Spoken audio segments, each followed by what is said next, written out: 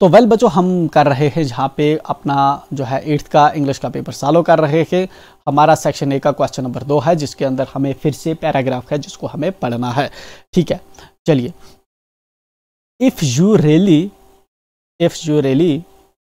Want to जज the character of a man, अगर आप सच में किसी आदमी का कैरेक्टर देखना चाहते हो तो क्या करो, कामा करके आगे बता रहा है।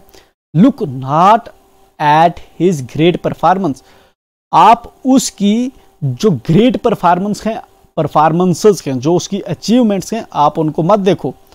Watch a man do his most common actions, आपको अगर देखना है किसी आदमी का करैक्टर तो कह रहा है, फिर कामा इसने किया, इन हमें बता रहा है अगर आपको किसी आदमी का सच में करैक्टर देखना है, ठीक, चुप हुआ राइटर। फिर इसने कहा आप उसकी ग्रेट अचीवमेंट्स को ना देखो, ठीक है ना, जो उसने कोई सक्सेस की है, कोई डॉक्टर है, कोई टीचर है, कोई बहुत अमीर है, आप उसकी सक्सेस को मत देखो।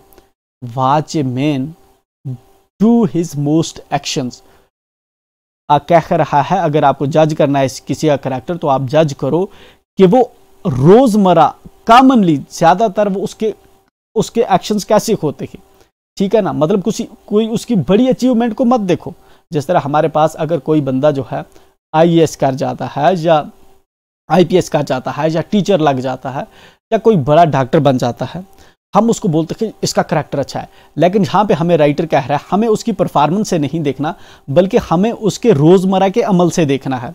फॉर एग्जाम्पल, अगर कोई डॉक्टर है, क्या वो रोज अच्छे से निपटता है मरीजों के साथ, उनकी अच्छे से जो है चेकअप करता है, एंड उनको ज़्यादा पैसे तो नहीं जो है लिखता, या फिर गलत मेडिसिन तो नहीं लिखता, ठीक है ना, या फिर किसी की कंपनी की दवाएं तो उसको नहीं बेच रहा होता, तो ठीक है, ये उसके कॉमन एक्शन है, रोजमर्रा के उसके अमल है, हमें उसको देखना है। अगर वो ठीक कर रहा है इसका मतलब उसका करैक्टर ठीक है।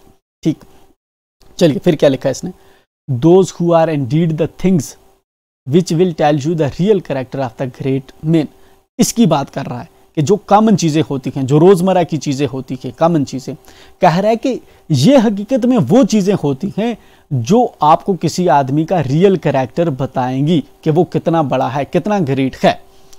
Great occasions rose even the lowest of human beings to some kind of greatness, कह रहा है कि कुछ बड़े बड़े ऐसे आपको ओकेजन्स देखने को मिलेंगे जहां पे कोई आदमी कितना ही छोटा हो लेकिन वो अपने आप को जो है बड़ा बन के दिखाता है। फॉर एग्जांपल मैं आपको बताता हूं, जब आपकी किसी की शादी होती है, किसी की पार्टी होती है, तो कुछ लोग ऐसे होते हैं जो घर में ना नहाते हैं ना धोते हैं, लेकिन जब पार्टी में जाएंगे तो अच्छे अच्छे कपड़े पहन के जाएंगे, एंड बहुत या फिर कोई ऐसा पॉलिटिशियन होगा जो MLA या आपका जो दूसरे होते हैं, जब वो वोट मांगने आपके घर में आते हैं, अपने घर में वो कुछ भी करते थे, मतलब वो वक्त पे उठते नहीं, मुंह नहीं धोते, लेकिन जब आपको आएंगे आपको बताएंगे हम इतना बड़ा काम कर रहे हैं, हम ये कर रहे हैं, हम वो कर रहे हैं। तो ग्रेट ओकेजन्स जो होते हैं, जो बड़े ओकेजन्स होते हैं, उनके अंदर कोई भी अपना बड़ापन दिखा सकता है, हमें बेवकूफ़ बना सकता है, ठीक है ना।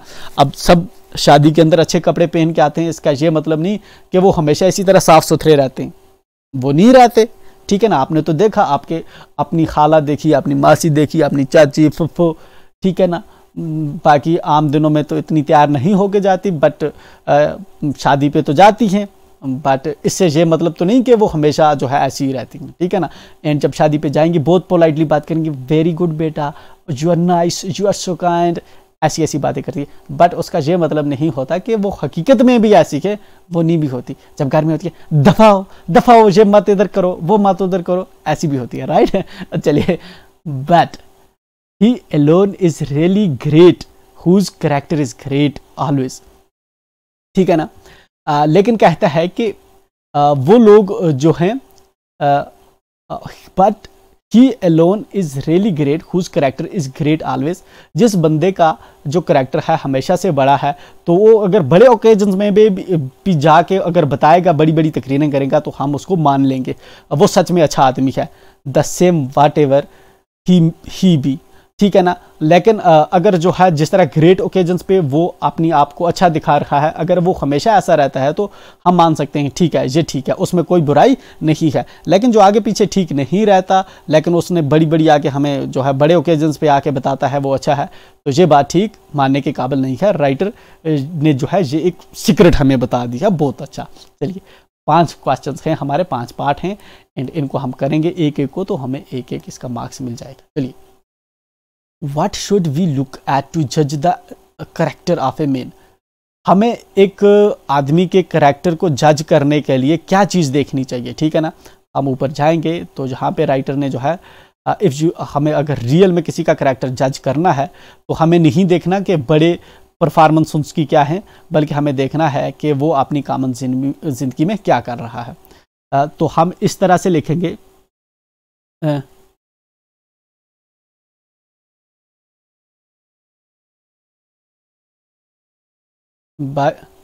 इधर पहले हम जो है यहाँ से लिखेंगे, ठीक है।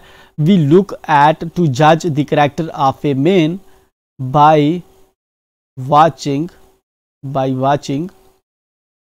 What he does in his most common actions,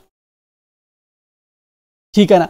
what should we look at to जज the character of a man. देखिए जहां पे ये हमें इतनी बड़े लिखने को भी नहीं कह रहा, हमें कह रहा है कि आप 1 या 2 वर्ड में इसका आंसर लिखो। तो 1 या 2 वर्ड में मैं आपको बताऊंगा, आपने सिर्फ इतना लिखना है। यहां पे लिखना है उसके his most common actions.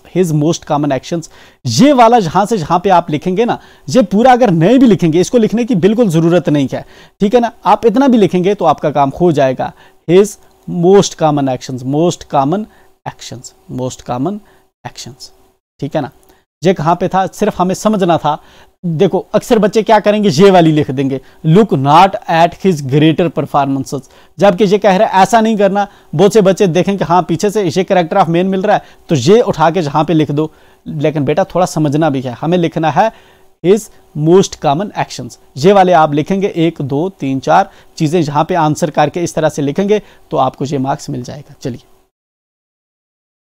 Next question देखते हैं। नेक्स्ट है आपका, what affect great occasions have even on the lowest of human beings. कहता है कि ग्रेट ओकेजन्स पे, have even on the lowest of human beings, great occasion पे जो है क्या चीज़ अफेक्ट करती है, जो लोगों की पहले कम होते हैं बट ग्रेट ओकेजन्स पे वो बढ़ा चढ़ा के दिखते हैं, ठीक है। Great occasions, what affect great occasions have even on the lowest of human beings. जो लोग अपनी रोजमर्रा की जिंदगी में बहुत कम हैं वो भी कैसे जो है ग्रेट ओकेजन्स पे बड़ापन अपना दिखा देते हैं, ठीक है ना। तो यहां पे हमारा जो आंसर है इसमें छुपा हुआ है, great occasions rose even the lowest of human beings to some kind of greatness. ये वाली जो है हमारा इंपॉर्टेंट है, to some kind of greatness. तो यहां पे हमें ये लिखना है, great occasions affects, great occasions rose even the lowest of, great occasions rose even the lowest of human beings to some kind of greatness. यहां से आप जहां तक इसको लिखेंगे, ठीक है ना, यहां से आप जहां तक जो है इसका आंसर लिखेंगे। तो चलिए हम लिखते हैं, ग्रेट ओकेजन्स, यहां पे लिखेंगे आप great occasions rose even the lowest of human beings to some kind of greatness, ठीक है ना। तो जहां से आप आंसर करके इसका लिखेंगे, ठीक है ना। नेक्स्ट टाइम हम ट्राई करेंगे कि हम इनको जो है अलग अलग पेज पे लिखें। मैं इनका जो है पीपीटी बनाऊंगा वैसे लिखूंगा, जहां पे ज़्यादा जो है गंद हो रही है, but I am sorry for that. इस वक्त ये मेरा रब भी नहीं कर रहा, इसमें कोई टेक्निकल इशू है, ठीक है ना। थोड़ा सा आप इस बार बर्दाश्त कर लें, I am sorry for that. Next time मैं इसको अच्छे से लिखूंगा, ठीक है ना, नेक्स्ट टाइम जब हम अगले क्वेश्चंस करेंगे। ठीक, उनको मैं बहुत अच्छे से लिखूंगा। What is great in actual sense, कह रहा है कि एक्चुअल सेंस में ग्रेट क्या है। तो एक्चुअल सेंस के अंदर ग्रेट क्या आपको लग रहा है? ग्रेट आपको but he alone is really great whose character is great always, ये वाले जो है इसी में हमारा आंसर छुपा हुआ है। Who is great in actual sense कहता है कि हकीकत में ग्रेट कौन है, हकीकत में आपको ग्रेट कौन दिख रहा है जिसका एक्चुअल में कैरेक्टर जो है वो ग्रेट हो। Whose character is great always, जिसका हमेशा में कैरेक्टर ग्रेट हो वो ग्रेट है, ठीक है ना। तो यहां पे हम लिखेंगे who is great in actual sense, the great in actual sense, इसका मैं आंसर लिख रहा हूं 1 2 3 का आंसर मैं लिख रहा हूं, the great in actual sense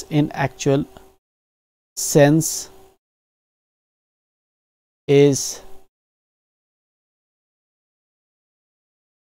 one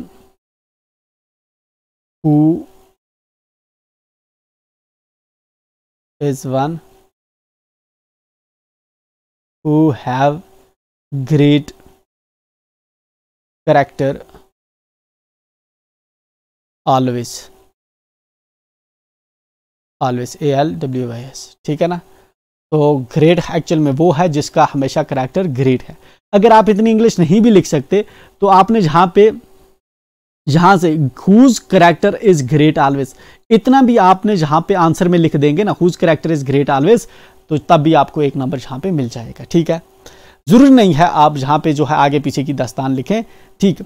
the suitable title of the passage can be, कह रहा है कि इस पैसेज को हमें क्या टाइटल देना चाहिए, मतलब टॉपिक का नाम क्या रखना चाहिए, ऊपर है character of occasions, character of characters, characters of performance, character of main. तो हम इसका नाम रखेंगे character of main. Character of occasions के ओकेजन्स पे कैरेक्टर आदमी के कैसे होते हैं, टॉपिक का नाम रखें। कैरेक्टर ऑफ कैरेक्टर्स, कैरेक्टर के कैरेक्टर्स हम रखें नाम। कैरेक्टर ऑफ परफॉर्मेंसेस, परफॉर्मेंसेस के कैरेक्टर हम रखेंगे या कैरेक्टर ऑफ मेन। एक्चुअल में जो हमें दिखाता है कि असल कैरेक्टर क्या है और ना असल कैरेक्टर क्या है, तो हम लिखेंगे एक आदमी का कैरेक्टर क्या होता है, कैरेक्टर ऑफ मेन। इसका अच्छा टाइटल रहेगा, आप ये रखो तो ये वाला ठीक है, ठीक। चलिए, give the opposite of great, give the opposite of great, कह रहा है कि आपको ग्रेट का अपोजिट बताना है। काइंड का क्या मतलब होता है, मेहरबान, क्या होगा इसका? नहीं। इवन का मतलब होता है जुफ्त। ग्रेट का मतलब जिस तरह ग्रेट का मतलब होता है लगभग इवन का भी वैसा ही मतलब होता है। मीन का मतलब होता है कमीना, ठीक है ना। देन वी हैव मोर का मतलब होता है ज्यादा, ठीक है। तो जहां पे क्या बनेगा, ग्रेट होता है बड़ा तो मीन होता है छोटा, ठीक है ना। मतलब एक स्लैंग लैंग्वेज है, कमीना तो गंदी लैंग्वेज है, बट हम छोटा बोलेंगे, मीन होगा छोटा एंड ग्रेट हुआ बड़ा, ठीक। तो ये था हमारा सेकंड पैराग्राफ। नेक्स्ट क्वेश्चन पे हम चलते हैं, हमारा है question number 3, but still I think आपको जहां पे लगेगा थोड़ा बोरिंग, हम क्वेश्चन फिर से क्लास को है नेक्स्ट वीडियो में स्टार्ट करेंगे।